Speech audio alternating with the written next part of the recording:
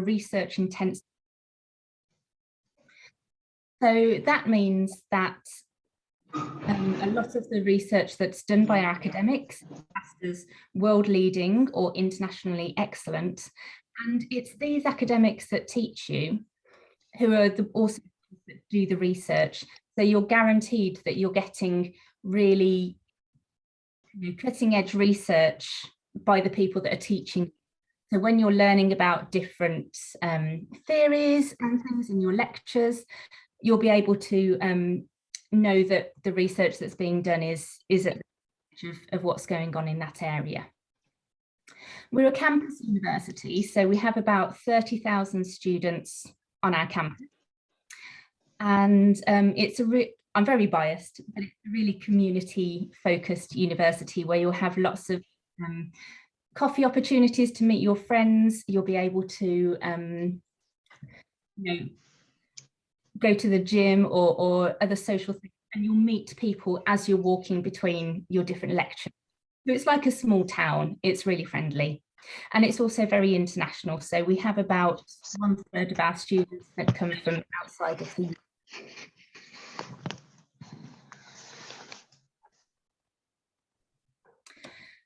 So in terms of rankings, so the University of Warwick is, I've mentioned top 10 in the UK and top 100 in the world.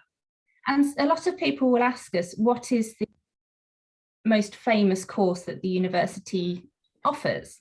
A lot of the courses that we have are spread quite evenly across all 3 of our faculties. So we have the social science faculty, the science, engineering and medicine faculty, and the arts and humanities faculty as well. So, and you'll see from the list of different courses that we've got here on this page, that we've got a nice spread from all of the different faculties, and we've got the UK rankings and also the world rankings as well. And you'll see we've got English literature, business and management, mathematics, so things that come from all of the different faculties But the courses that we offer, they're not just straight degrees, although obviously you can do those if you like, but we have lots of different opportunities, so if you're really looking to study a course in detail, or if you're looking to get a more international feel to your courses, whether there's opportunities of overseas study, or you're studying international law or something like that, you've got this global opportunity, or the sort of courses that look at bigger pictures. So you're taking a much more multidisciplinary approach. There's all of these sort of options for you that you can. So examples of some of these degrees at undergraduate level here, we've got things like accounting and finance, cybersecurity. So those are very focused on a particular area you might be interested in. Global experience degrees for undergraduates are likely to involve a year abroad. So some of these courses are 4 years rather than your typical 3 years at university, because you have the extra opportunity of a year studying overseas.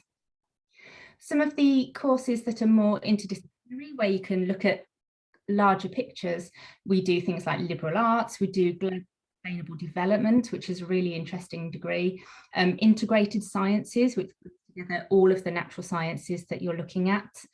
So there's a lot of different opportunities there. In terms of postgraduate, then again, for the specialisation, we do these courses, finance, economics, and then, focused ones on law for international development and those sorts of areas. But then we also have these degrees for students that are looking to transfer to a different area of study. So if you've done a degree in engineering, but you want to do a master's in business, we have some courses where you don't need to have that previous study in that area, and you can just start to explore at a more introductory level onto those courses. And of course, we also have the focused degrees and areas as well. So if you want to do a PhD or a master's by research, and we also have those multidisciplinary courses as well, such as global sustainable development, humanitarian engineering, a lot of different things that are looking at sustainability around the world. So this is just a list of some of the different departments that we have at the university. So you'll see that we have some, a nice range across our 3 areas. And I did put the link in the chat at the start of the presentation. So if you do want to know more about any of these links in more detail, then please do take a look at it. I've put the link in the chat, so please do have a look. And some of the postgraduate courses here as well. You will notice that a couple of different course departments in some of these different areas. So for example, WMG, which is our Warwick Manufacturing Group, mainly focuses on postgraduate courses rather than undergraduate, as well as some of the more research areas that you might want to look at. So the degrees, although they're very focused in their approach, they are also quite flexible. At undergraduate level, you will typically find that in your first year, you are studying these areas in sort of more foundation level. If you were studying business, for example, your first year would be lots of different introductory business areas. And as you move through the course, you have the opportunity to choose the modules which interest you and specialize in different areas, whether it's you want to focus on marketing, or you'd like to focus on finance and economics, or you'd like to focus on entrepreneurship. There's a lot of different opportunities that you can look at. Some courses also have the opportunity for work placements, I've also mentioned. Some of the courses accredited by different professional bodies, particularly things like psychology, engineering. Some of the accounting and finance courses are able to get onto all of those accreditation courses. So it's a really good idea to have a look at the courses in detail and make sure that you're applying for the sort of course that's really right for you. So looking at entry requirements for our undergraduate courses. Now, what you will see if you're looking on the study pages is that the courses have either an A-level equivalent or an IB equivalent. So IB is International Baccalaureate. It's quite a common international course that's taken around the world. And those are the typical requirements that you will find. If you are studying in a course if you're studying in a school that does not have IB or A-level, we do have the equivalents from around the world at different qualifications, so we can let you know what those are. So always feel free to let us know and ask a question, and we'll be more than happy to give you what equivalency is for your country. Apart from the entry requirements on the UCAS form, there's lots of things that we'll look at. So for example, personal statement, reference to your teachers. Occasionally there's interviews, but only for a very few courses. It's mostly just done on the application process that you do. Now with the entry requirements, again, it's not just a particular score that we're looking at. So for some, it might be. So for example, our management course, what I ask for is a set course, a set score in exams, and we don't mind what subjects that you take. If you want to study something a bit more specialised, such as engineering or biological science, you will see that there are entry requirements for specific subjects within those courses. So by that, we're meaning that you need to have studied at a high level in that subject in order to cope with the content of the course. So if you do have any questions about understanding what these offers mean, again, please do feel free to email us, and I'll pop my email at the end of this. For postgraduate entry requirements, you'll typically find that the entry requirements, we call things a first class degree, a 2-1, a 2-2. This is the UK way of grading our exams. So typically a first degree in the UK is above 70%, a 2-1 is over 60%, and a 2-2 is 50%. But to equate that different areas of the world, then we do have the different equivalencies on our international pages as well. And I've given you the typical Uzbekistan grades at university that you would need in order to be considered onto those courses. Alongside, when you apply, you'll also be filling out the application form online.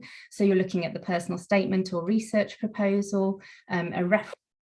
And you can also check whether some courses will need a GRE or a GMAT. Very few do, but if you've got them and you've got a good score, it can never hurt to add those to your application. So what I've got here is a few more examples of what the requirements might look at for postgraduate level.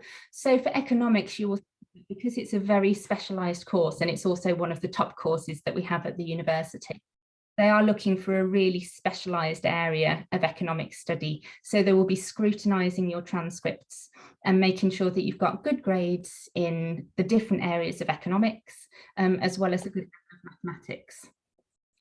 For business and marketing, now this is one of the entry-level courses again, so we're not looking for specific courses. We welcome people from any area because this is a sort of introductory level. You don't need to have studied business before to get onto it. Similarly, you will see for the MAS, you might think for data visualization it's very suited for computer science, but they actually mention in requirements that you don't need to have that level of knowledge. So hopefully the pages are as helpful as they can be. And for example, in a PhD, they look at an undergraduate degree and a master's. That is quite common in the UK for the PhDs in a related subject, but obviously PhDs are very versatile and very specialised. So it comes with the research proposal, what you're looking for those. So to look at how you would study at the University of Warwick. Now, a lot of courses in the UK, because our degrees are shorter than, for example, in the US, it's because they're a lot more focused. So that's why we asked for specialised subjects before you start your courses, and we cram your bachelor's degrees typically into 3 years, and we put our master's degrees into 12 months. Now, that is 1 year with no official vacation period, although the university does close at set times and you will have your timetable, and it's more down to you to manage your time as you go through the year. For undergraduate, it's a bit more structured into 3 lots of 10-week courses, and that will be split between different semesters. You'll have different modules, you'll have some exam times. And I've given examples of some of the contact hours. It very much varies on the different course that you're applying for, whether it's a more practical course needing lab time, or if it's a more reading course where you're spending more time in the library. Variety and the differences really. In terms of academic support, you'll have a lot of support from places like the library, the careers service, but also from your personal as well, where you can ask for more information. And there's the international office, the careers team, the library, all of these different support networks for you during your studies. I put pictures there of some of the larger and the smaller lecture theatres where you might be doing some work and some seminars, and I've got some other pictures of more collaborative spaces at the university as the presentation goes along. So what will you learn? And again, this is dependent on the course and the level of the course that you're going from. So the undergraduate, you'll have a lot of lectures. At master's degree, you have more seminars. You have these undergraduate level too, but they're very much mixed in with the lectures. A lot of it might be individual reading or lab work.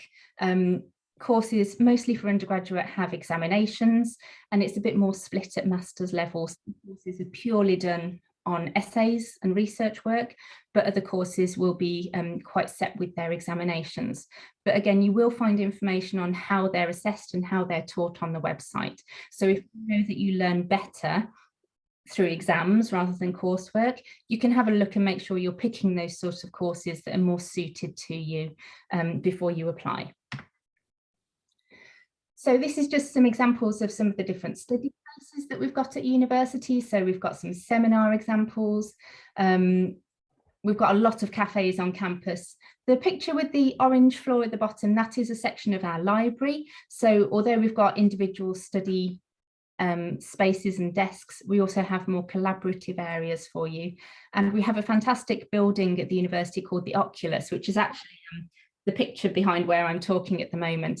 And this building is not designed for any particular discipline or department. It's for all students of levels, and there's lots of group study spaces, individual study spaces, and opportunities for you to do your work in a really nice open space. So alongside undergraduate, we have things like the library that's open 24 hours a day. We have other learning environments where you can go and do some some quiet work or work. In the top right-hand corner, you'll see some students in their accommodation kitchen. So if you were living on campus, you'll have communal spaces where you can do your group there. And then the bottom left-hand corner again is the Oculus. So it's really nice and light, a lot of sunlight goes in. It's a very eco-friendly building, and it's one of the nicest, newest buildings that we have on campus. It's really nice a lot of students would list that as their top study space to do their work, just for the environment, really. In undergraduate support, I've mentioned some of the opportunities that you can have there in terms of the library, and I've just taken a copy of some of the opportunities from the website to see that you can take additional courses in references, researching subject-specific ideas, because we know it's a big transition to university from high school, especially in a different country. So there's a lot of support there for you to learn and to just get the support that you feel you might need to get the best out of your time at university. You will also have a personal tutor who's a member of your department, who will be able to meet with you on a regular basis and answer any questions that you might have, or if they don't know, they can certainly point you in the right direction. And the undergraduate office in your department is also going to be quite a common place to go and ask a lot of typical questions during your studies. So looking at postgraduate, so obviously of the undergraduate courses and spaces are open to postgraduates as well, but we do have some areas that are more focused purely for postgraduates, so you can be guaranteed it might be a little bit quieter and just different spaces for you to go with fellow postgraduates. There is a lot of support for postgraduates in terms of things like the events that go on, and again from the screenshot here we can see that we've got different on-track areas to help you stay on track of your dissertation or your research, and different ideas to help you to learn, mindfulness things to stay happy and make sure you're not too stressed out during your courses, blogs from students to let you know how they've studied and some problems that they had, or ideas to help get over, you know, writer's block or problems when you're approaching your dissertation. So there's a lot of different things here, and they also have sort of meetups and just opportunities to chat and meet fellow students from around the university to help expand your network. There's some really nice support opportunities here. In terms of career support, we've got some information by sector that you can look at, but we'll also have a lot of support for sort of coaching for interviews, workshops, and any other advice that you need, whether you're looking to go into a set graduate job in the UK, or if you're looking somewhere else around the world, then our careers can help you. And it doesn't matter if you know what you want to go to or you've got no idea at all. The support team can help you there, and they can give you some online quizzes to take or just some questions for you to ask yourself to start to get more of an idea, as hopefully making you think about some jobs that you might not have heard of before that, you know, could be suited to your skill set. So it's really good to go and have a chat with them and to go in with an open mind. So looking at fees and living costs. Now, as we are one of the top universities in the world, then our tuition fees do reflect that. However, we do have some scholarships available, which I will talk through later on in the presentation. For the undergraduate and postgraduate courses, we have a range of different tuition fees that you can look at.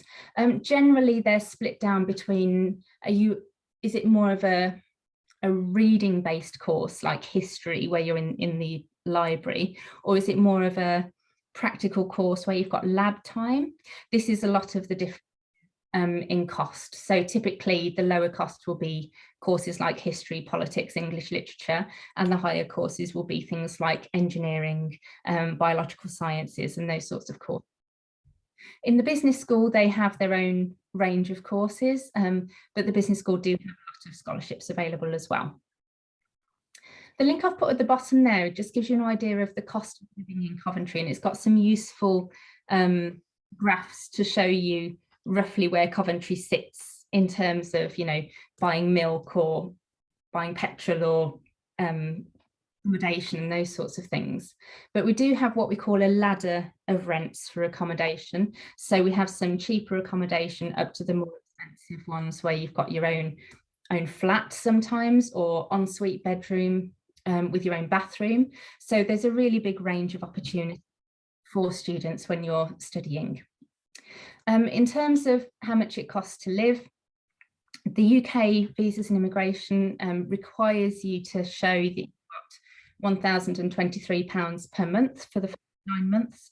And that probably is a relatively good, baseline of how much it will typically cost for you to live. That's including rent and food and accommodation and transport. Obviously, if you're going out partying or have some expensive hobbies, your costs will go up, but students can live on that typical cost that we're looking for. You can subsidise your living by doing some part-time. There's some examples of the different jobs that we have would be things like our ambassador service. So these are students who will help out at open days or might be on live chats to speak to students about their experiences. They might blog, they might go into schools in the local area. So that's quite a nice bit of part-time work because it really fits around your own student learning as well. There are also other jobs, in our cafes and other places around campus, as well as other opportunities in the local area. And as a student with a visa, you can typically work for 20 hours per week, which you can look at subsidising your living costs as well if you're interested. If you were looking at an undergraduate study where you have vacation times and quite long vacations in the summer, then of course you can look at internships and longer work opportunities in the holiday periods for you as well. So scholarships and funding for our courses. So at Warwick, we recently launched the Warwick Undergraduate Global Excellence Scholarship. So this is for our undergraduate students, and it's quite a generous scholarship scheme that we have. So we have 250 awards that we give out every year, and those are split into 3 different areas. So we give a small number of full tuition fee scholarships to a number of students for the duration of their course. The largest amount of scholarships is £13,000 scholarships, which hopefully cuts off your tuition fees and makes it more affordable. And then a number of £2,000 scholarships just as a token and congratulations to say, we know you're a brilliant student, we hope this helps. And these are for each of the years that you apply for. So rather than just the first year of study, this will hopefully help you to budget across all 3 years of your studies. Now, these are open to every undergraduate student who pays international fees from any department. So it can be competitive, but as soon as you've applied, you can go to the link on this presentation and you can fill out an application form, and it just asks you for one question about why you feel that you're deserving and what you feel you can bring to the university. And we will make our decisions in May, just before the UCAS decision deadline, which is in June, I understand. So there's still time for you to apply and to consider if you're interested in applying for the global scholarship. For postgraduate level, there's a lot more opportunities when it comes to funding. So at Warwick, a number of different departmental scholarships that you can look at, and these are quite varied. Some departments will have full tuition fee scholarships. I think, for example, the School of Law has a number of full fee scholarships. Other departments will offer 20% tuition fee discounts, others will offer 35%, and others will offer 50% discounts. Or some departments will offer £10,000, which is approximately 50% of the tuition fee courses. It's really important that you go onto the different department websites and make sure that you've read all about them and know what the requirements are. You need to have just applied in order to apply for the scholarship. Do you need to be holding an offer before you can apply to the scholarship, or can you apply at any time? So make sure that you read those requirements and bear in mind when the closing dates are, because a lot of them might close in March or April time, and you might need to have applied and sometimes received an offer before that closing deadline. So it's really important that you read about it and you learn the different requirements to make sure that you're not missing out of any of these top opportunities that you can study. External funding, you could look, our doctoral college has a number of different opportunities for external fundings that we're aware of, for example, Chevening or other global funding bodies. If you find any others yourself, absolutely, you can mix and match the different. So if you've got a 20% discount from the University of Warwick and you've got a scholarship from an external provider that offers you £10,000, it's absolutely fine to use those two together. We don't mind.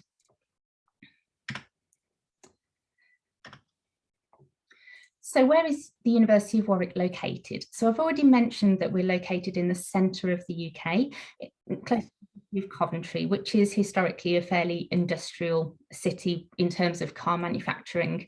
And it was really, it was very heavily bombed during Second World War because of the factories and the industrial centre around that area. But being in the centre of the UK, it means it's very easy to get around to any of the other areas. So we're just over an hour to get to London. You can get up to Manchester in a couple of hours. Birmingham is the second largest city in the UK, and that's just 20 minutes drive away on the train. So it's very easy to get around the UK, but because you're not in London, it means the cost of living is, so your money will go further. So we are a campus university, as I've mentioned, and this is a rough map of what the campus looks like. So these darker buildings in the centre, those are the academic buildings, and you can see they're fairly squashed together. So it only takes a couple of minutes to walk from one area. So building 33 is our social sciences building, 35 is to do with WMG and manufacturing, and that's probably a 3-minute. So it's very easy to get around central campus. The lighter blue buildings that are numbered in purple, these are the accommodation buildings that we have on campus. So you will see that the accommodation sort of encircles the central campus. So it's very easy to walk from your building to get to the library and do your lectures, pop home for your lunch, and then come back again for afternoon classes or social opportunities that you're doing alongside your studies. There's also a cinema, we have an art gallery, we have theatres on campus, we have an amazing sports centre. So there are lots of different things that you can do, and you can have a really fulfilled life with all of the different opportunities on campus, not to mention the opportunities in the local area for you to explore as well. So these are just some pictures of the accommodation buildings that we've got on campus, so you can see what it might be like. You can see that because our campus is very large, it is really green as well. So although the central campus is quite bustling and busy and you'll bump into your friends and there's lots of students around, towards the accommodation, past the accommodation, we've got lakes, we've got woods, we've got a lot of countryside. So if you do want to get away from the busyness and just go and feed some ducks or something like that, then we have plenty of opportunity to do that on campus. You'll see that the kitchens are large, all of the bedrooms have, you know, typical furniture in it. It doesn't matter which hall of residence you're in, they all have wardrobes, beds, desks, chairs, tables, all of these things to make sure that you're happy and healthy at university. So I've mentioned that campus has its green spaces, and these are just some examples of the new buildings that we've got. So Warwick, because it is a recent university within the last 50 or 60 years, you're not going to find those ancient buildings like you would find at Hogwarts or at Oxford, Edinburgh, but we're a much more modern university, so very recently designed, really eco-friendly, lots of interesting space. Now, student life on campus. Now, because we are a campus university, a lot of students really have all of their friends and opportunities on campus or in the very local area. And at the University of Warwick, we have over 200 different student societies that you can be involved in. So whether those are academic societies, religious societies, film societies, anything. I've put a few examples here. So we've got the Language Society, we've got the Comedy Society, we've got music societies. So whatever your interests, hopefully you'll find some like-minded students on campus that you can share your interests with. I'm just going to focus on one of our student societies, which is called the Warwick Economics Summit. Now this, I think, is quite spectacular for students to run. Actually, it's run every year and it's a 2 or 3 day conference. It's been online for the past couple of years, but it's run entirely by students. And you will see from some of the examples of the speakers that we've had in the past, the quality of the speakers that we get at the Economics Summit. It's a 2-day event, really packed with different lectures and seminars, discussion opportunities, and keynote speakers. So having the President of the EU, various Nobel Prize winners, and it's all students that put this together. So you can imagine how fascinating it would be to be involved in this and to put that on your CV when you're looking for jobs. So you've got that experience of organising conferences and events and process that you need to go through in order to find these speakers and find who's willing to support it. So I think this is a really incredible thing that university, and the next one will be happening in just a couple of weeks' time at the start of February. If you're interested in more sports opportunities at the university, then again, we've got 60 different sports clubs and societies, and they will range from football, frisbee, swimming, martial arts, snowboarding. Even though we don't have any mountains near the university, we have indoor snowboarding opportunities. And we've got a brand new sports hub, which was just finished being built a few years ago, with fantastic opportunities for you to keep fit. And we really want to maintain our students are healthy, not just in mind, but in body as well. So it's a really nice way for you to get more experience and try something new, because that's what university is about. So that's the end of the presentation I've got for you. I hope you found it interesting. I've just under 40 minutes, that's all right. But if you do have any questions that you'd like, I can see that there are quite a few in the chat, but I haven't looked at them yet. What would you like? Thank you, Lorna. Thanks for the presentation. I hope that was very informative and useful for everyone.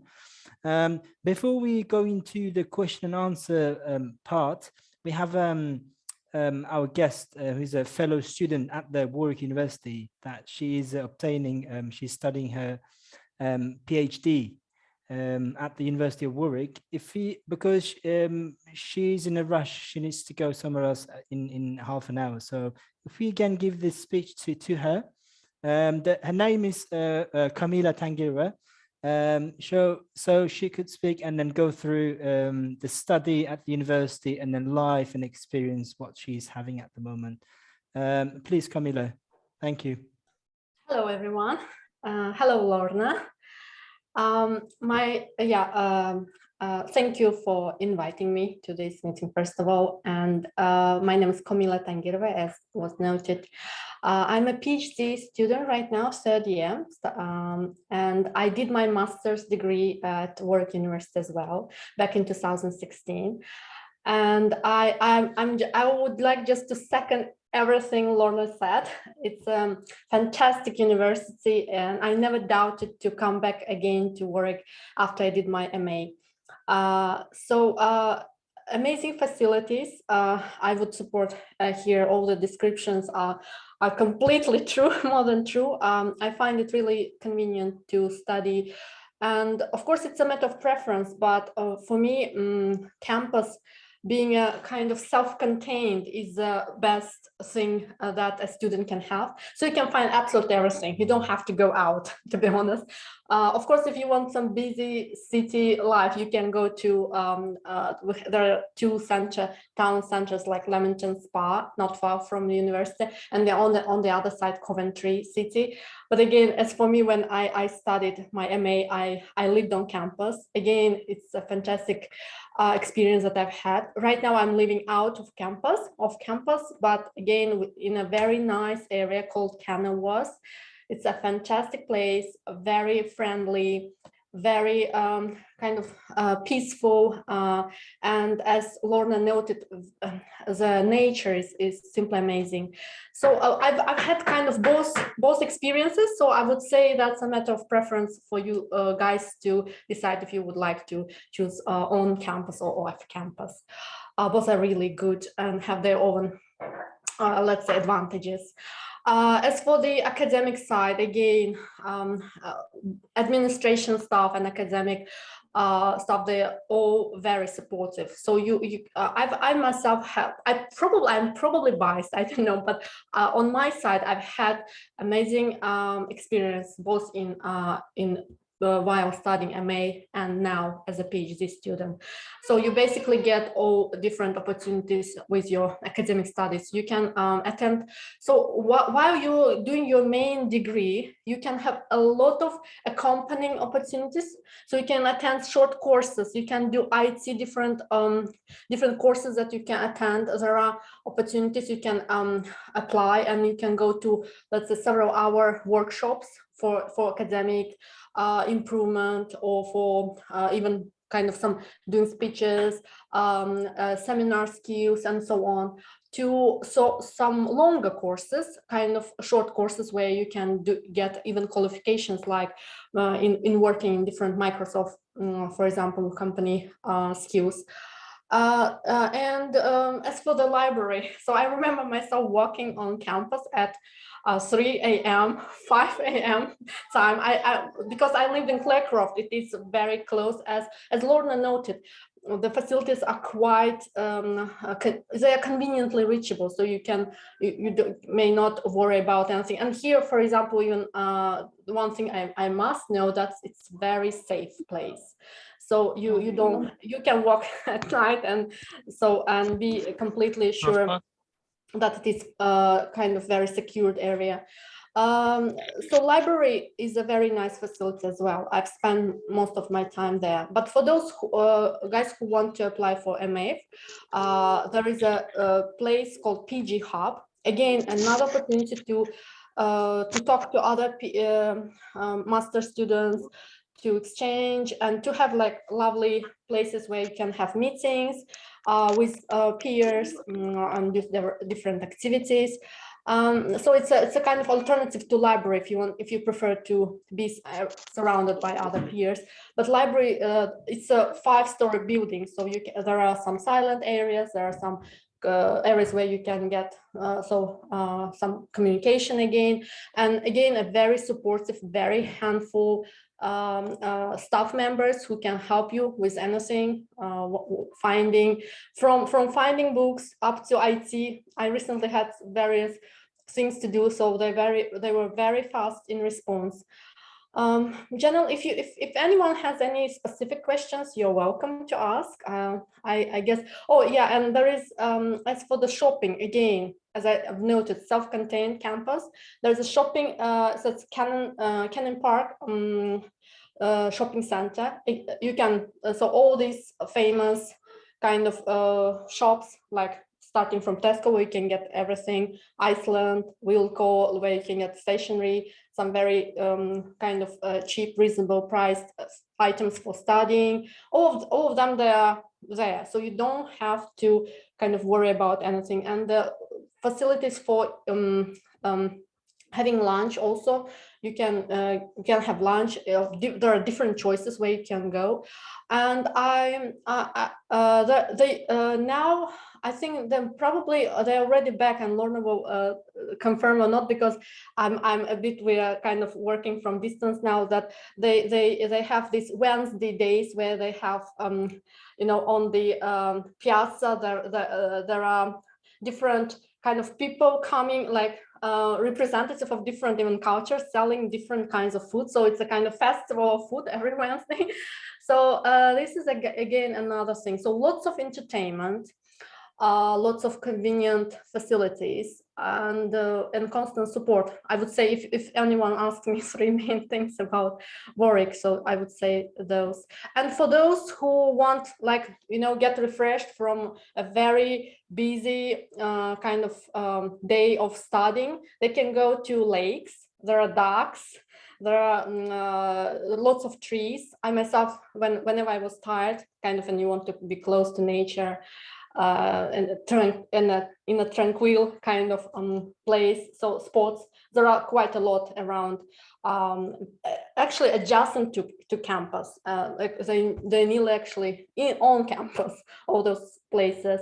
Probably from photo you can also see there is a in front of WMG building there is a quite nice lake as well, and you can just see fountains and ducks when you're passing by. So yeah, I think that I've covered everything. Thank you. Any questions? You're welcome. Thanks very much. Sounds like heaven to me, to be honest. Yeah, I'm glad that she's I mean, I didn't exaggerate. yeah, I'm glad that she's having a great time there, not only just studying, but at the same time, you know, the socializing and all that stuff. That's good to hear. So if you have any, because like I mentioned, Camilla, she's in a rush now, she needs to go. If you have any questions for Camilla, if you can, Camilla, please, could you like share your the personal email or something so they could contact you? Okay, yeah, that's the case. Here to the chat. Yeah, okay, I can share that if that's okay. I will probably give my personal email for this reason. Okay, thank you very much. Not the university one, yes. Okay, because some students asked that in the chat for your email. So yeah, all right. If they have any questions, they can feel free to contact you. Thank you very much. Thank you, Camilla. All right. And now it's time to question and answer part. If anyone has any question regarding university admissions programs, please feel free to pop in the chat. Hi, hello, can you hear me? Yes. Hi there. Thank you very much for today's amazing and highly informative presentation. And I also I'm going to express my gratitude to our this Unite Study in UK staff for organizing such kind of event. And frankly speaking, I'm very pleased to have to see you, Lorna Morris, in this meeting. Of course, I'm the representative of El-yurt Foundation from Uzbekistan, for training specialists abroad and dialogue with competitors. And the main goal of our organization is training highly qualified and competitive professionals abroad for the dynamic development of Uzbekistan. And of course, establishing constant contact with highly qualified competitors living and working abroad. And now I've checked it, Warwick is one of the toppest universities in the world, and even as like a few candidates from our foundation fellows also like doing their master and bachelor degree at your university. So, and also one of our goals is to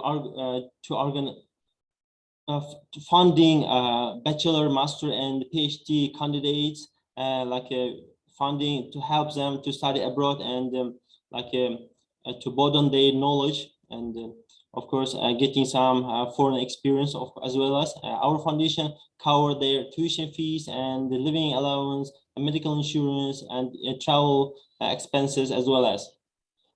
So thank you very much for today's such kind of informative presentation, and we hope we can also make some cooperation with Warwick University. Currently, we have some memorandum of understanding at the University of Queen Mary, and in future we are planning to broaden this and to sign the other memorandum of understanding with other like top universities of United Kingdom. Thank you very much. Thank you. Yes, we'd be very happy to start discussions with you. I'll pop my email in. Thank you. Thank you. Thank you very much. Thank you, Jamal. Thank you, everyone. And then, so now it's been almost an hour now. So if we can go into the question and answer sections. So there were some question in local language, so I'll try to translate in English. Lorna, if you could answer them. So one of the main question was, it's about, obviously in our country, in Uzbekistan, we have 11 years school education. So obviously after the 11 years, to be able to, eligible to apply for a undergrad degree in the UK, obviously they are required to have 12 years of education. So in that case, if they have 11 years degree, what can they do in order to apply for university? If you could elaborate things a bit more on that question, please. Thank you. Yes, of course. Yes. So what we have at the University of Warwick is an international foundation year. So this is specifically designed for countries whose typical education system is not equivalent to the A-levels or the IB, and it's a university preparation year. It lasts 9 months, so from September until June, July time, which is the same time as your typical undergraduate semester. And you can pick a number of different streams.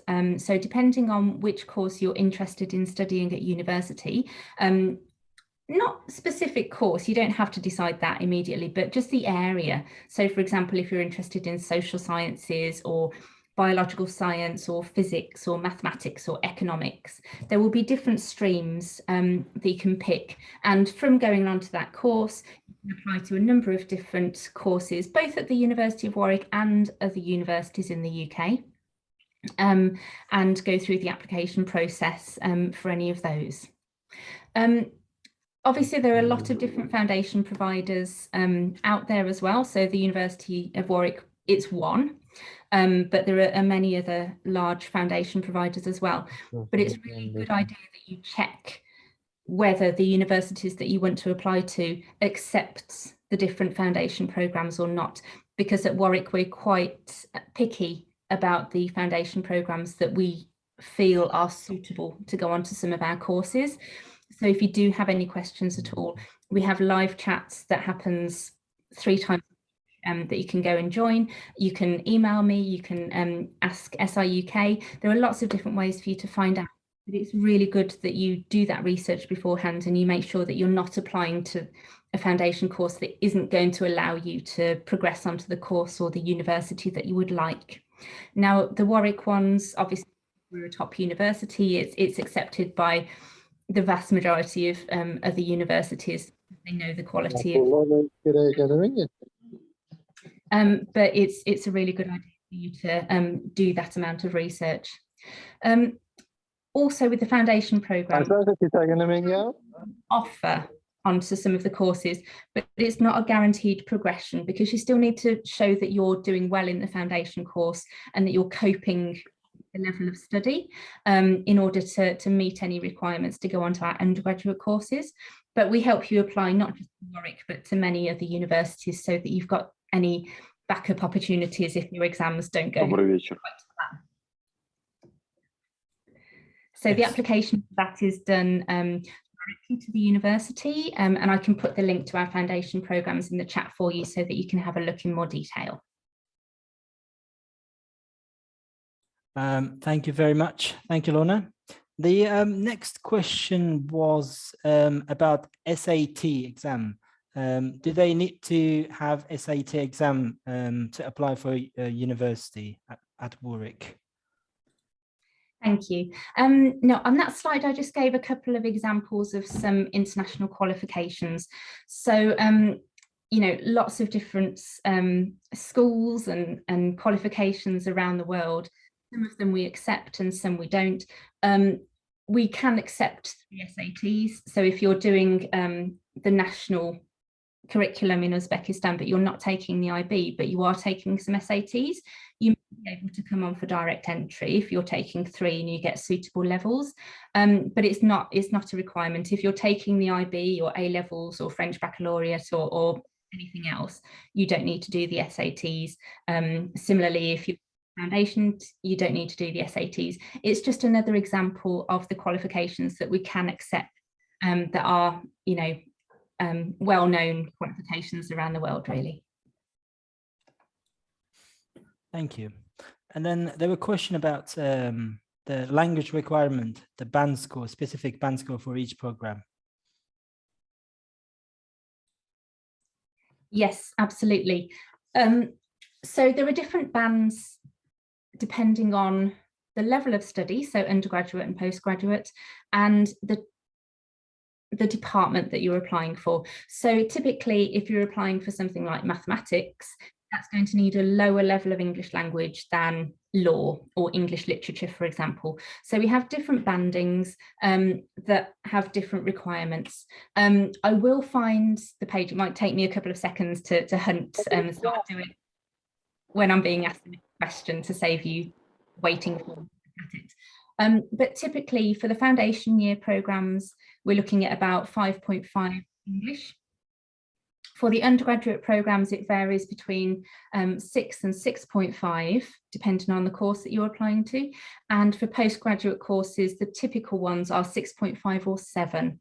So 6.5 for more of your engineering courses, mathematics. 7 would be more for the business school, politics, law, those sorts of areas. Very few courses ask for 7.5, but I think that's mostly English literature or something like that. They're not very common. The most common two for postgraduate would be 6.5 and 7. And it does list the banding on each of the requirements online. We also do have a pre-sessional English course. Now, these are typically done either 6 or 10 weeks before the start of term. We typically hope that most students, if you haven't achieved your IELTS yet, you've got opportunity throughout the year at the moment to retake the exam. That's cheaper than having to do a 6-week pre-sessional course in the UK. So at the moment, that would be our suggestion to you. But as it gets closer to the start of term, or if you're trying but not quite, not quite there, if you're just sort of half a point off, or you've got the overall score, but you're missing a couple of, either you're down on speaking or you're down on writing, for example, that's what the pre-sessional course is for. It's a short course that just helps you nudge yourself over that requirement. If you've got an IELTS of 4, there's no way you're going to get up to a 7 in 6 weeks. So, it's just for students who are, need that extra bit. But, we would at the moment advise, well, you've still got time, retake the IELTS or Duolingo or TOEFL or lots of different courses that you can take, because that is the cheaper option rather than having a residential program. But I will just find the English for you now.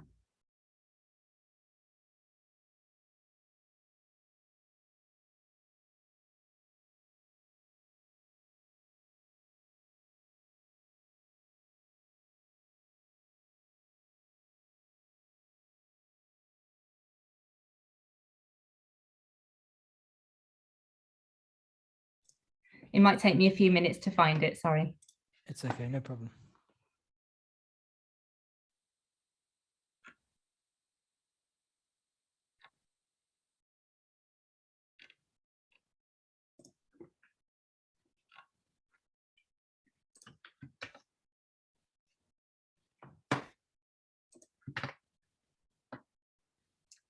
So that link there is the link for undergraduates, and I'm just going to find the postgraduate link for you as well.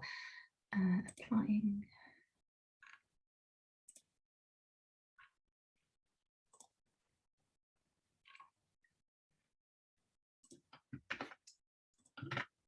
So there is the postgraduate one. And again, there's a link inside that which takes you to a table that indicates the accepted English language bands, and that will give you a much more detailed list of, for example, if you need 6.5 overall, you can have 2 components at 6, but nothing below that, but it still needs to be 6.5 overall.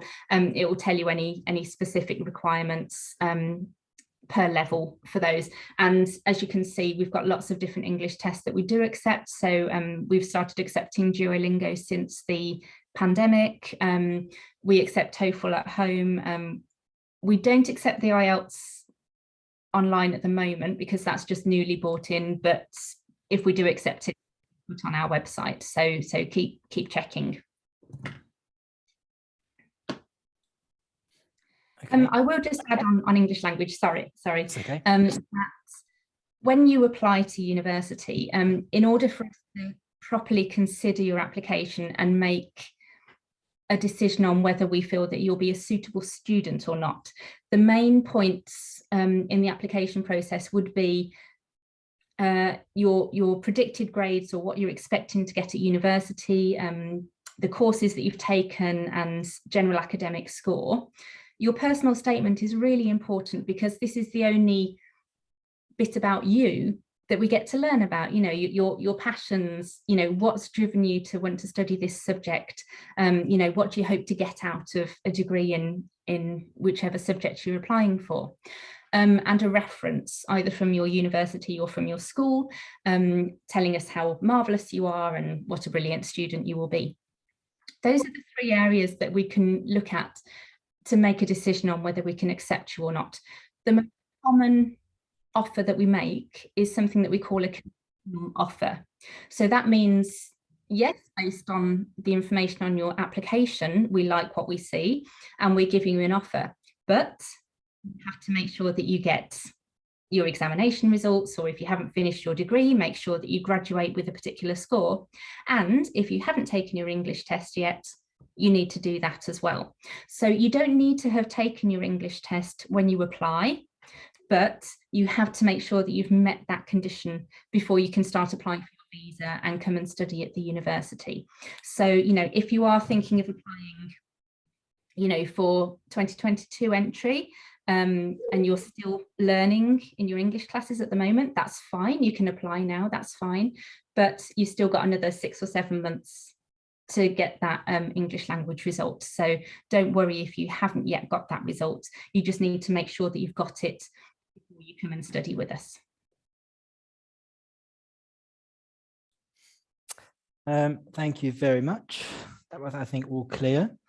In the next question is, I'm going to read word by word. So is there any chance to pass the admission with the lowest honors, for example, Westminster International University in Tashkent with a 3rd class honor, the classification from undergraduate, but with 3 years of experience in banking with a high IELTS and GRE scores? That's probably one for the department to consider on an individual basis. So some of our courses, for example, WMG, they state quite clearly that they will consider students with 2-2 averages, but with work experience, even though the typical offer is a 2-1. It depends the course that you're thinking of applying to, you know, 3rd is quite a difference from a 2-1, if that's what the course is asking for. Some departments will look at your overall experience if you do have work experience, but it would be at the discretion of the department to decide on that case. So, yeah. Thank you. Next question is, can we apply for a transfer, or can we transfer our studies to the University of Warwick? And if yes, so what are the requirements? Yeah. Typically, no. At Warwick, we expect that students study for the full duration of their course at Warwick. So we don't really accept transfers, I'm afraid. We would expect that you do the full course with us. But if you are on your undergraduate program, then absolutely, you know, consider us for postgraduate courses and things like that. Thank you. I'm just reading all the question by myself. If there are any students who would like to ask the question by themselves, I mean, feel free to raise your hand and then ask your question, please.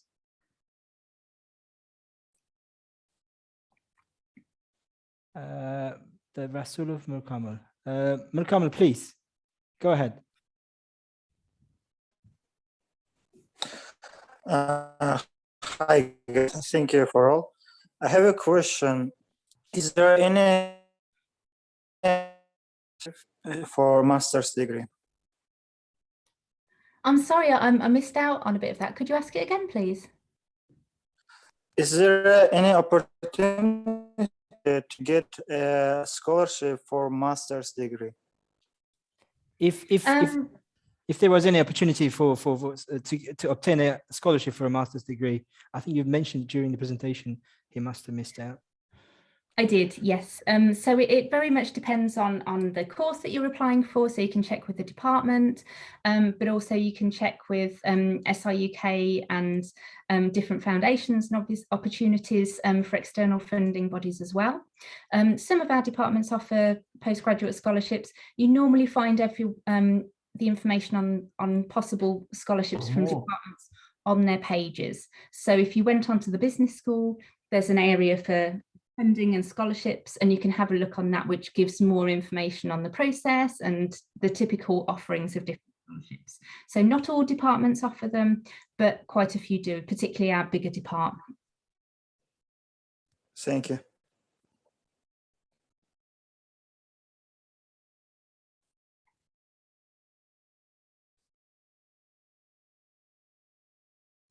Sorry, I forgot to unmute myself. Sorry. One question from the chat box and one question from the attendees, okay? So next question, can we submit our application without predicted grades? If they studying at the last year of the university, can they apply for a university without predicted grades? Or if you're studying at university, we would want to see your transcripts, because that will give us a breakdown of your modules and hopefully some form of cumulative score that we can see to make sure that you're on track to get the sort of grades that we might need. So we definitely need some form of guidance. With high school, it will be predicted grades. With universities, we can use your transcripts and look at the average grades that you'd have to be able to assess whether you're on track to achieve that finally. thank you. The one question from the attendees, the Akbar Ali, please go ahead. Hello, everyone. Thank you for your very useful presentation. And my question is basically about the language requirements. I am the student of Westminster International University in Tashkent, which is accredited University of Westminster in London, and all the classes are taught in English. Can we, in this case, waive the English language requirements, for example, IELTS, for the application for master's degree? Yeah, thank you. That's a really good question. Unfortunately not. The reason that we have that is that for the English tests that we need and for the reports that we need to submit to the governments, we do need to be quite stringent in what we personally accept. With all of these tests that we've got on the website, these are all ones that we feel confident and assured of that they are suitable. But because it is on our responsibility, if anything went wrong with the Visas and Immigration Department of the government and they didn't like it, then we could get into a lot of trouble. So the tests that we have got, sort of like accredited tests by companies, we don't accept universities not from an English-speaking country. So although you might be from a university that is taught in English, and there are a lot of universities that teach in English around the world, we don't really accept them because you're not using English all the time. You're only using it for academic purposes. So we would still need some form of IELTS or TOEFL test or something else, I'm afraid. But hopefully if you have been learning in English, then you'll be able to easily pass the test requirements. Okay, thank you. Thank you. And next question, obviously that's one of the question which has been one of the main question for the last couple of weeks for us as well. So as you know, the undergrad degree is obtained in 3 years. Is there any course that, or do you do at the University of Warwick that bachelor's degree with a foundation, that joint degree, 4 years degree? Do you provide that course, or do you not for that? International students? No. So the only way for international students is to do the international foundation year, and then to apply to the undergraduate course afterwards. Now, with our foundation course, students that are on the foundation course can apply to Warwick and they will be guaranteed an offer of a place onto one of the courses. But that's not an unconditional offer. You've still got to achieve good grades in the foundation course in order for us to be confident that you will cope with the contents of the course going forwards.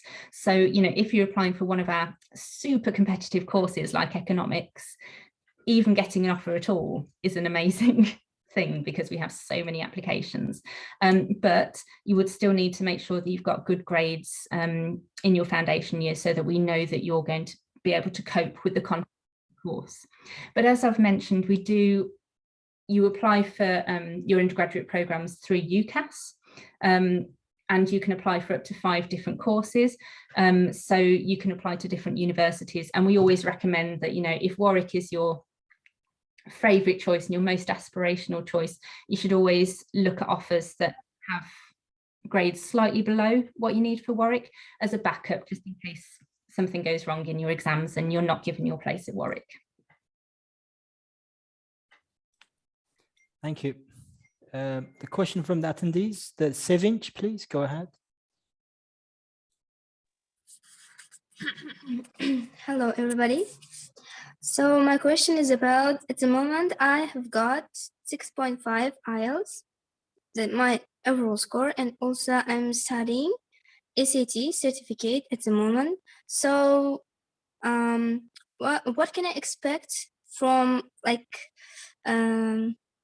enrollment, like application for the university? And also my GPA, I can say really solid. So what else I can do for the application, my application for this Warwick University? This is my question. So what do I need apart from the IELTS, SAT, and the GPA as well? Thank you for your answer. Thank you. Thank you very much.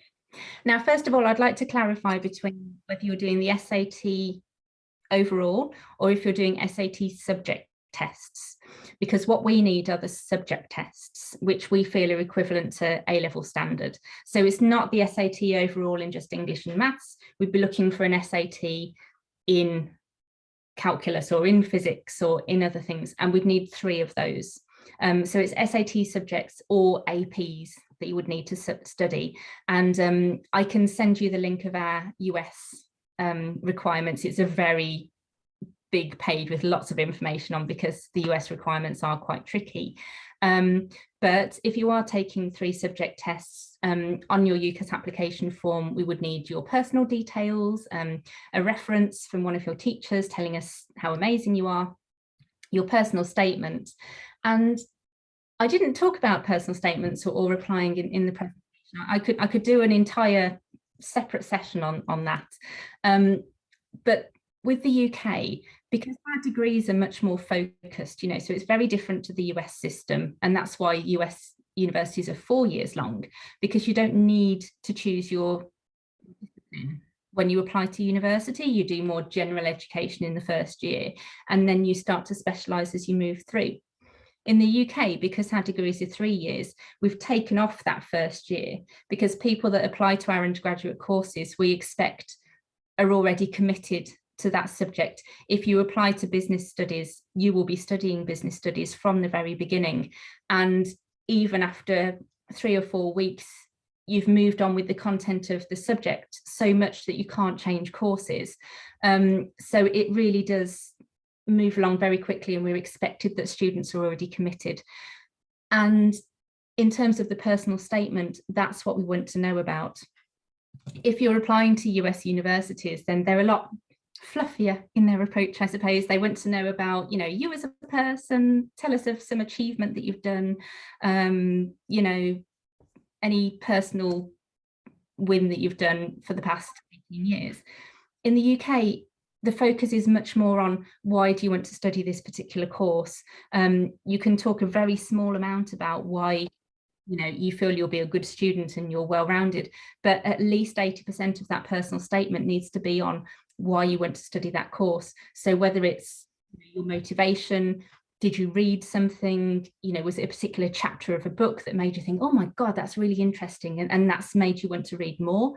Was it something that you saw on the news that really, you know, caught your attention, that made you want to learn more about this subject? So it's much more related to why you want to study this particular course at university, because that is the way the education works in the UK. It's very subject focused, rather than looking at how you will fit into the university as a whole. You know, we naturally, as a top university, get very bright students applying, and they're mostly, you know, students that want to contribute to the extracurricular opportunities at university, because it will help them get jobs, and generally very, you know, confident and fulfilling people. But in the personal statement, it should be about, why do you want to study this particular course at university? And for those really competitive courses where we get thousands of applications, all from students who've got straight A's or A stars or brilliant courses, it's down to the personal statement that helps us to differentiate why we can accept one person but not the other. So we do look for that passion and that dedication to the subject. It's really important for the personal statement, and that applies both for undergraduate and postgraduate study. Thank you very much. Thank you. And the one of the questions from the chat box, it was about deadlines for the 2022 entry for all courses and in degree levels. Thank you. Okay, so for undergraduate students, because you apply through something called UCAS, which is an external body that you can apply to all universities in the UK through, they set their own deadlines. Now, for the competitive universities, and of which Warwick is one, there are several deadlines. So there's the 15th of October, which is for students that want to study medicine or veterinary or dentistry, or if you want to go to Oxford and Cambridge. So you have to get your offers in by the 15th of October. For any other competitive university or competitive course, UCAS has a deadline in January, which is the deadline that we strongly suggest everyone applies to. You could apply after the deadline in January. Now, it used to be the 15th of January, but they've changed it now. So it's the last Wednesday in January or something. So the date will change every year, but it's late January that the deadline is. Now, you can apply after this deadline, but you run a risk, because after that deadline, we can close any courses that we've had too many applications from. So you then can't apply to that chosen course or university.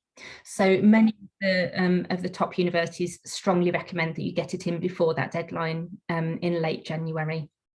UCAS then sets down other deadlines as to when universities must give you a decision by. And that is normally, I think, in May, and then you're given a few weeks after that to make your choices. So hopefully you've applied to 5 or 6 universities, you've got all of your offers back, and then you need to choose the ones that you want to study at. So you choose your favourite, which is your firm choice, and your insurance choice, which should be a grade or 2 below that of your firm offer, just again, in case anything goes wrong in your exams. So with undergraduate, you follow the guidance on UCAS, and they very clearly set down the deadlines.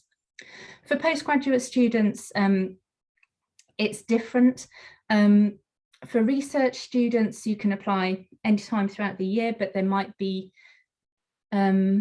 considerations for funding. For example, if you want to apply to one of our Chancellor's international scholarships, you need to have an offer by mid-January. You apply for the scholarship to start in October. Some courses, again, once they're full, they will close their courses. So I normally recommend that you apply perhaps before February or March time. You can technically apply up until June or July, but I would say that those really late applications are normally for UK students that don't need to go through the visa process. So you also need to bear in mind any scholarship deadlines, because it's likely that you'll need to have applied to the university before you can apply for a scholarship. And many of those scholarship deadlines will close in March or April time. So it's really important that you think ahead and you've got your research, and that you're not applying too late, either so you don't get your visa and it's a mad panic end while you're trying to get everything sorted, or that you risk missing out on some opportunities of funding that you might have you know, been able to help you with your studies. So, you know, technically the postgraduate, you know, you can apply quite late, but it's much better to think earlier so that you have all of the opportunities and that you're not worrying too much about, you know, well, I still haven't had an offer yet, and you know, it's now getting to June. It normally takes between 6 and 8 weeks to get a decision back on your application for postgraduate studies. For research students, more like 8 weeks. It's a generally longer process, and at busy times it can exceed that 6 to 8 deadline week anyway. So it's really important that you've, you know, given yourself plenty of time for the process. And applying earlier is always better, because once you've got your offer and you've got your conditions, you know exactly what you need to do to meet those. You can book your English test, you can get your transcripts all officially translated or whatever needs to do. So I always strongly advise apply before February or March. You can apply later, but it's more of a rush and you do risk out on losing out on funding opportunities. Thank you. Just to be certain about one thing, the deadline on with the UCAS for the year 2022 is set up for the 28th of January. So we have roughly 12 days left to apply for Warwick or any other top universities, for UG especially, undergrad. Thank you, that's very helpful. I can't keep up with the dates when they keep changing them. I just know it's the latest Wednesday in January. Yep. So that's okay. Thank you. And then we have one question. I hope we haven't got you tired with all questions, Lorna. No, yeah. I've got my Thank cup of tea here, so yeah, I'm caffeinated. Good. We have one question from the Miss Zalala Yusupova. Please, Zalala, go ahead and ask a question. Good evening. I had a question. Are there any exchange programs provided by the university for students who are doing bachelor's degree in this country? So just to make sure I understand you, are you studying your bachelor's in Uzbekistan at the moment and you're looking to do a year? I'm in my second year. And are there any exchange programs that are provided by your university? What I would recommend is that you go to your own international office at your university, because they will have various agreements for study abroad and exchanges. There's a difference between if you're an exchange student or what we call a visiting student. If you're an exchange student, it's part of your degree and it's normally a free or significantly reduced cost. If you are a visiting student, which means there's no agreement between the two universities, you are likely to have to pay full international fees, which can be quite expensive. Also, some courses, for example, our business school, they are so popular and so oversubscribed, they do not allow exchanges for any universities where they do not have an agreement with. And the business school is not the only school. So I would say that the first thing I would recommend is to ask your university directly yourself to see if they have any exchanges with UK universities. And if not, you could look at the opportunity of visiting students, but that's got more of a cost implication on it if there isn't an agreement. Okay, thank you. Can I give one more question, please? Yeah. Okay, and you said that research students can do their research work there. So can bachelor's degree students also do their research work for 1 or 2 semesters at your university? No, I think it's unlikely. I think there are different degrees. So I use the term research, sorry if that wasn't clear, as a postgraduate research course, because there are different breakdowns of the type of study that you can do at postgraduate level. So you have your taught masters, and then you have your research-based doctoral studies and PhDs. So there's a difference between those postgraduate ways of studying. But for your bachelor's degree, it's unlikely. You know, I mean, you can by all means ask at universities, but that there won't be any guarantee whether you could or not. Okay, thank you very much. Thank you both. we do not have any questions in the chat box, but we might have some questions from the prospective students. If we can give the questions to be asked from Fresh.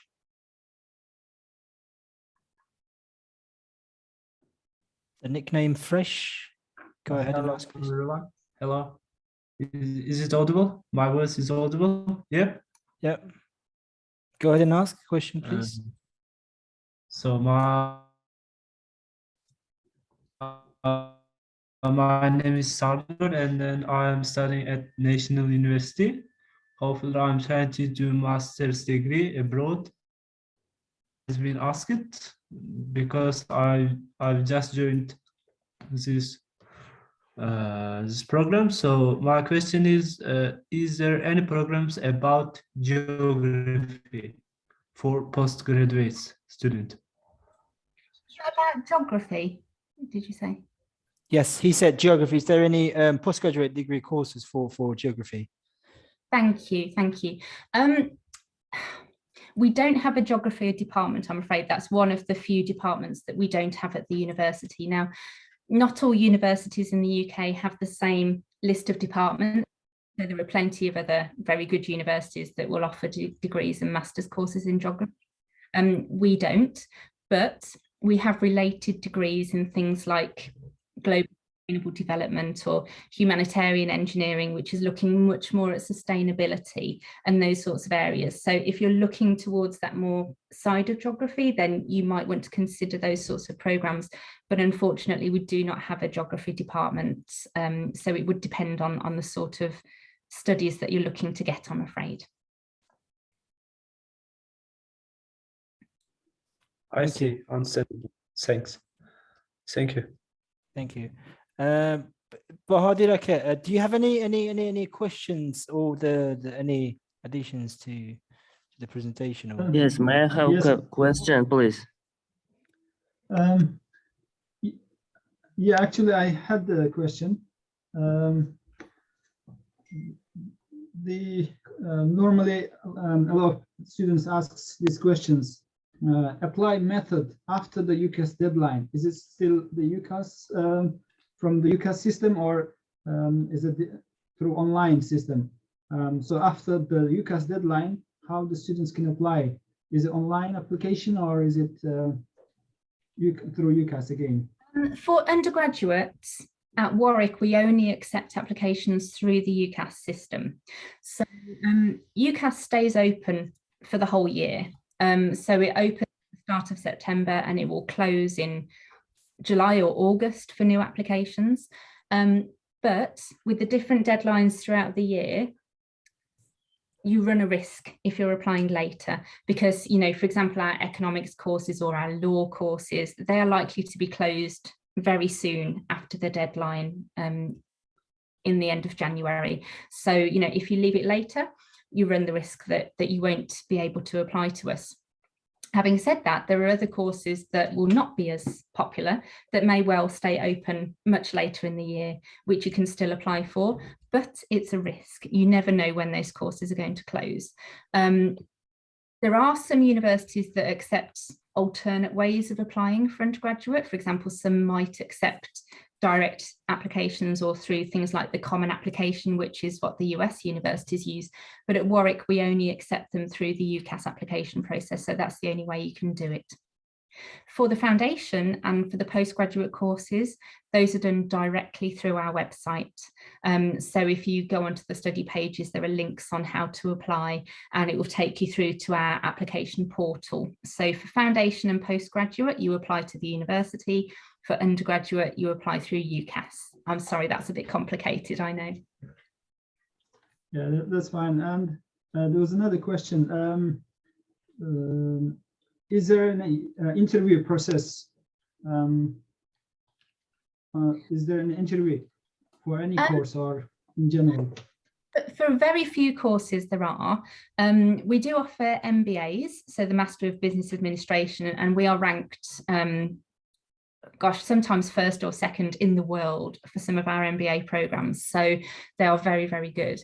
And I believe that all candidates are invited for an interview for those, just to make sure that you're well suited to the course, you know what you're expecting, you know, and to make sure it's suitable for you, because the course is a lot of money. So we need to make sure that it's really suited for you.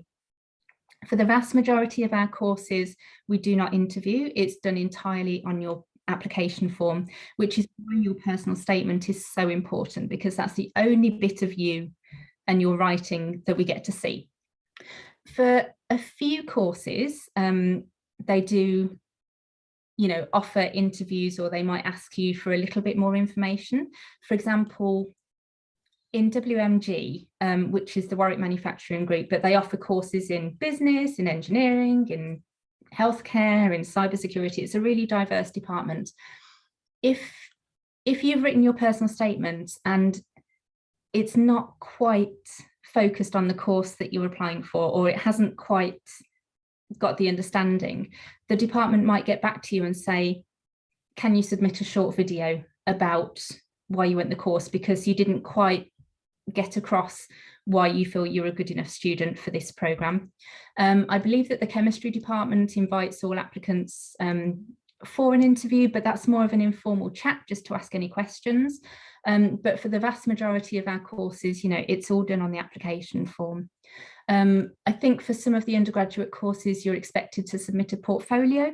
For example, we do a course in writing, so they would want to see some examples of the writing that you've done. But those are, you know, those are exceptions rather than the norm, I would say. So the vast majority of courses, there is no interview process for. Kalimjan, can I ask one more, actually 2 more questions? Yeah, please, feel free. Okay, yeah.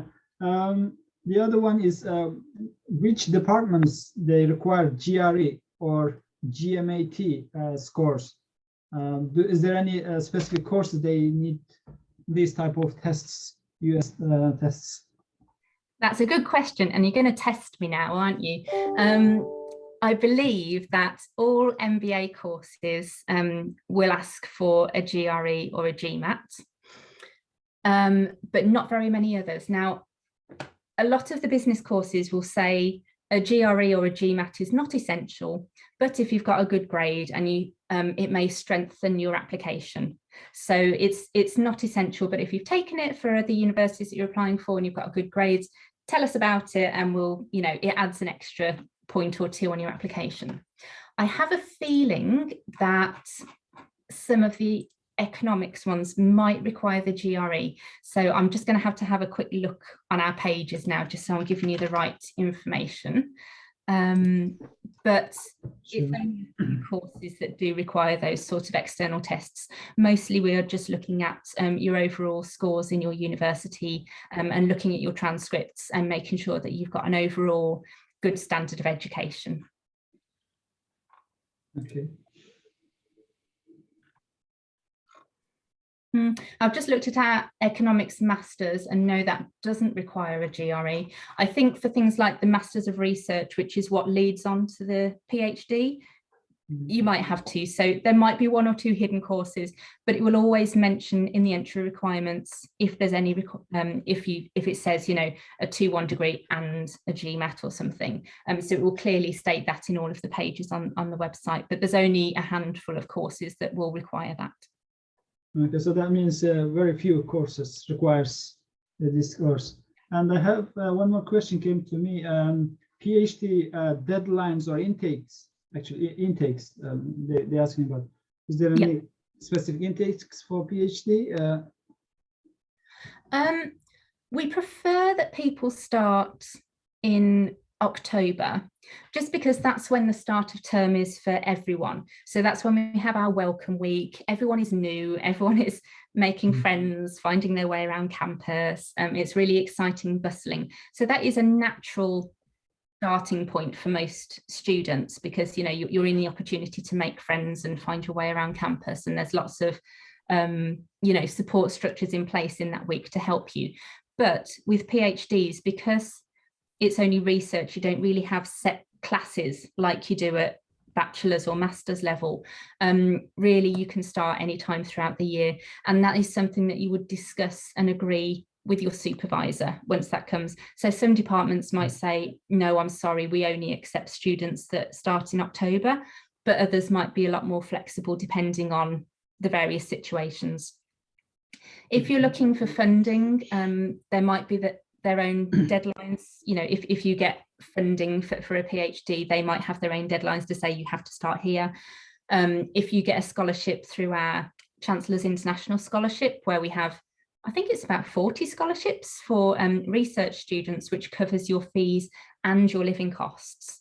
We expect students to start in the October if you get those. So, you know, there might be different funding reasons where you do have to start at a certain time.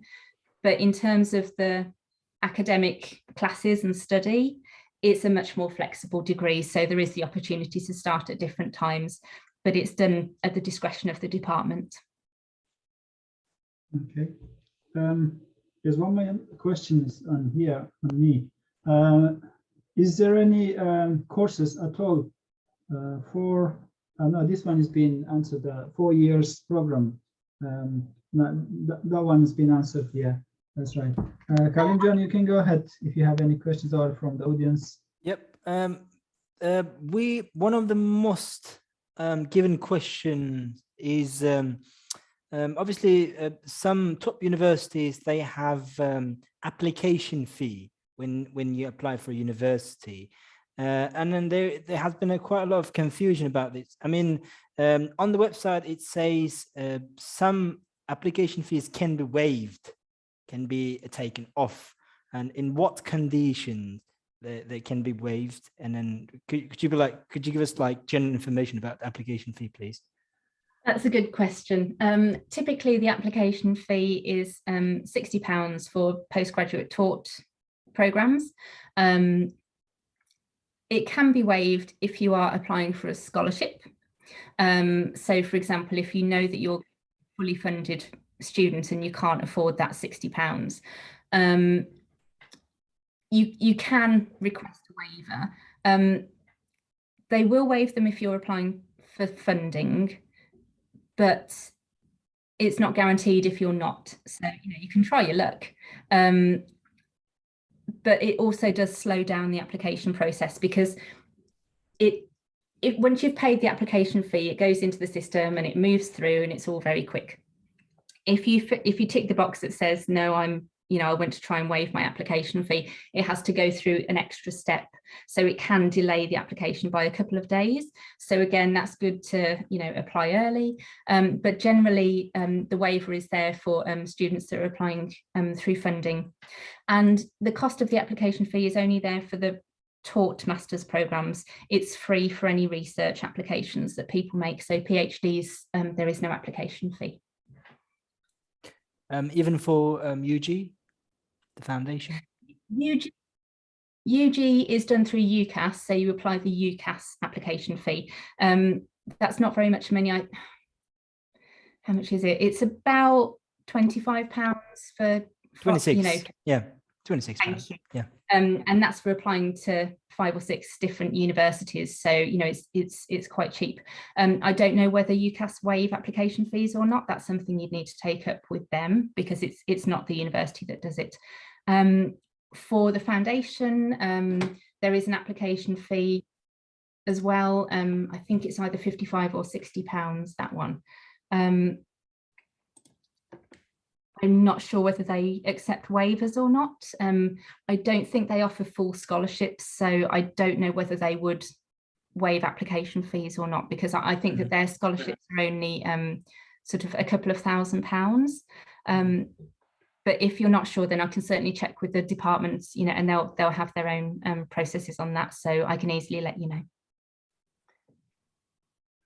Thank you. And then, are there any automatic bursaries or scholarships for, I mean, regional scholarships, for example, CIS countries, the Kazakhstan, Uzbekistan, they're automatically guaranteed? Not automatically guaranteed scholarships, I'm afraid. I mean, for things, for certain countries, I mean, for example, I don't think we have anyone from Kazakhstan here, but if you did and you applied through Bolshak, you would get a tuition fee discount because the agreement that we have in Bolishak allows a tuition free discount. But I don't think there's any other automatic discounts around the university based on domicile of the associated states.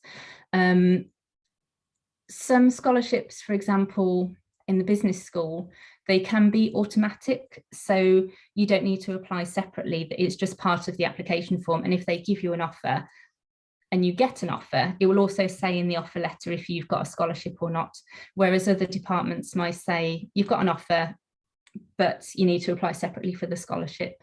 At the moment, I'm not aware of any CIS specific scholarships that we've got from the university, I'm afraid. But the departmental ones, you know, are open to all international students, and you're very welcome to apply to those. That's fair enough. Thank you very much. And if anyone has any more questions, I mean, the last questions, because it's almost. Can I ask one, please? Yeah, sure. Go ahead. Okay, thank you very much. I have just joined this Zoom session, and I've got a question for our presenter from the University of Warwick. And the question is, I have been enrolled, like, I think it was 3 days ago, to the master's degree based on business analytics. And then for the moment, I have not graduated from the university, but it's 1 month left, and I've got the conditions like an academic transcript, like I need to have like certain amount of GPA and all that stuff. And the second condition was the IELTS. I mean, not exactly IELTS, but English language proof certificate. So the question is, what is the deadline for all these documents? Because I have texted you, but not received an reply yet. So I've got a chance to ask it personally. Sure. The deadline, I would think, would be on the offer letter that you received, as well as there ought to be useful links as to how you can meet any conditions. I imagine, and you know, feel free. I've put my email address in the chat so we can take this out of a you know, a group setting. But any conditions on your offer letter should say if it needs to be a completed degree, then you can send transcripts after you've received your final grades, and you've got up until the end of July to submit. I think it's the 31st of July to submit any forms. Oh, I got it. Yeah. So I think that was the answer for my question. Yeah. Yeah. Thank you. So, yeah, taking English tests, submitting documents. Obviously, it's better to do it before the end of July if you can, because you know, you'll start being able to apply for your visa, you know, a few months before you enroll, so it gives you more time. But you do have a fair few months yet before you need to start worrying about the deadline. I got it. Thank you very much. You have a nice one. Thank you. Thank you. I will just say that, and I'll pop something else in the live in the chat, is that at the university we do have a live chat done 3 times a week, and that's managed by colleagues in my team, so people in the recruitment team, and we also have links to the admissions team. So if anyone is asking about general questions about the university and you'd like real-time responses, they're real people that sit on the chat and ask the questions, and we can get, you know, quick answers about issues with applications or anything like that. And the live chat runs 9:30 till 3:30 Monday, Wednesday and Friday UK time. So I'll just find the live chat link and I'll pop it in the chat, because that's a really useful way if you just have a quick question and you want to ask something via text. It's a really useful way of just finding out the information. So I'll just find that link for you now.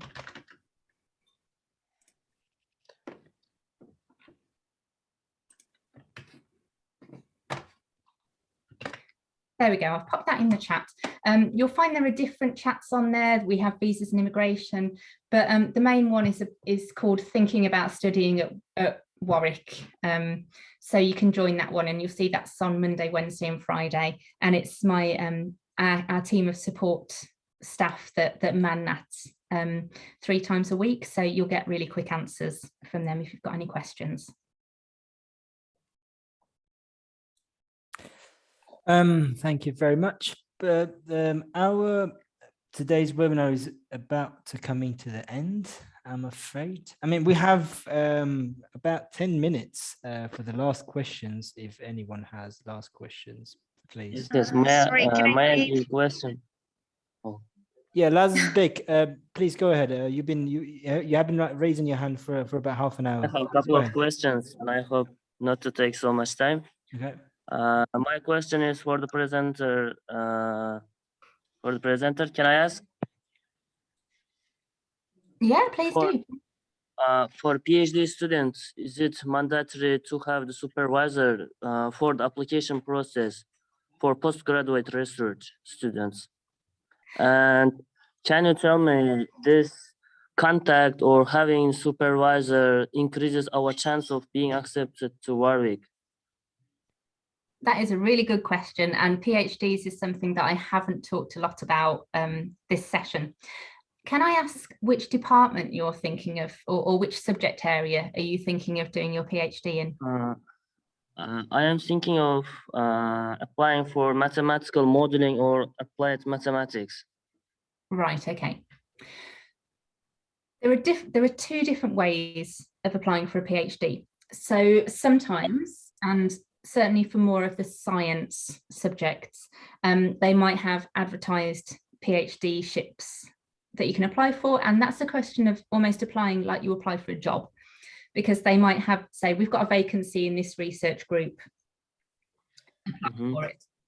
The other way is from you contacting a supervisor yourself, and you have your research proposal and you have to email a lot of different supervisors and say, this is my research proposal, would you be interested in supervising me? So for some departments, you have to have made that initial contact with the supervisor before you submit an application, because if you don't, it will just churn and churn, because there's no one in the department is aware of this and it hasn't been linked to a particular supervisor, and it can really extend the application process.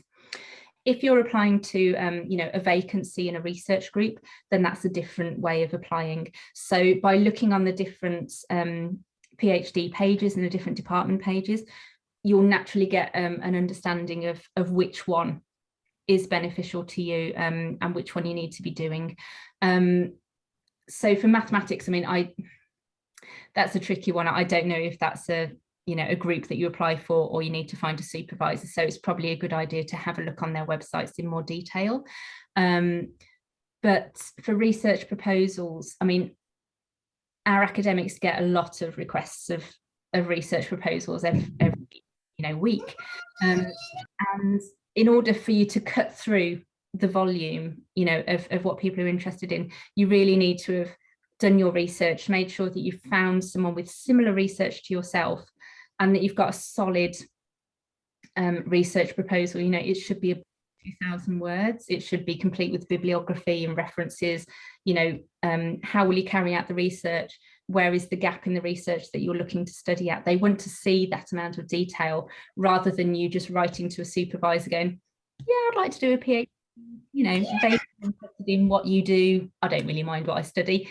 That's not going to help. They need to know that you've got an idea and you're focused and you're serious about it. So if you are going down the finding a supervisor route, it does need to be a serious piece of work in order for the supervisor to pay attention to it. Okay, great. Thank you for the answer. You're welcome. Thank you. Can so we have? Can I give? Hello. Hello. Hello. Can I give my question, please? Yes. Please be faster, because we have only 5 minutes left. Okay. Yep. Okay. Sorry for interruption. I'm so late. So hello, Mrs. Morris. Hello. Nice to meet you. My question is, this year I study at Uzbekistan State World Languages University, So this year, graduation year for me for a bachelor degree. And I want to study a master's degree in UK. So can I apply it this year or it is already late? And also my IELTS exam will be in February. Is it possible or not? Yes, it's possible. There's still time to apply.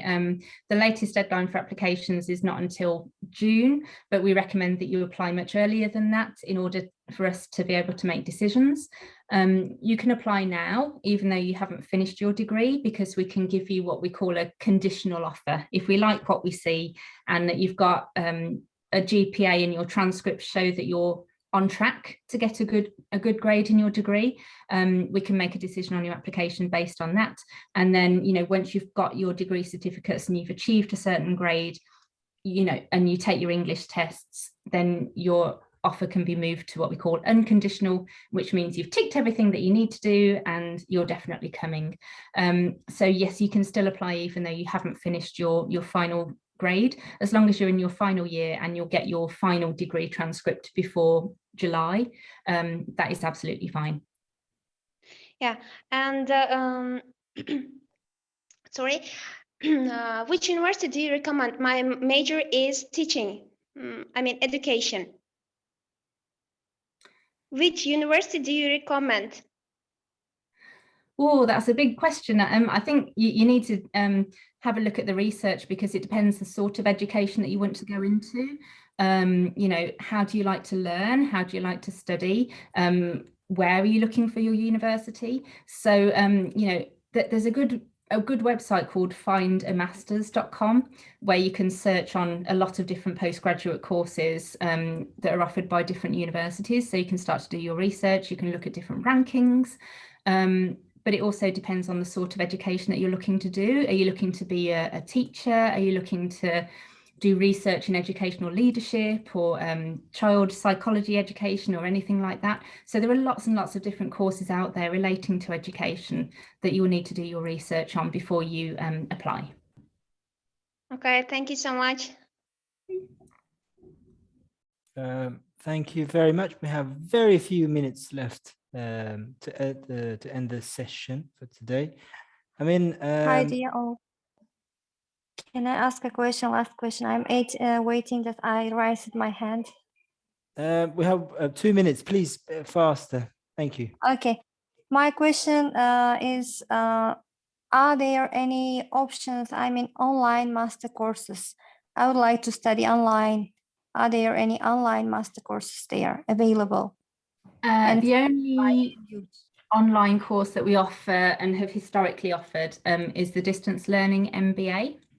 So we don't offer any courses in, you know, engineering or physics or anything like that online. The only one we do is the distance learning MBA.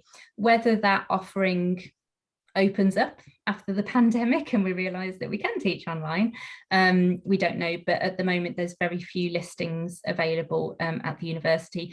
Our strength is our face-to-face teaching.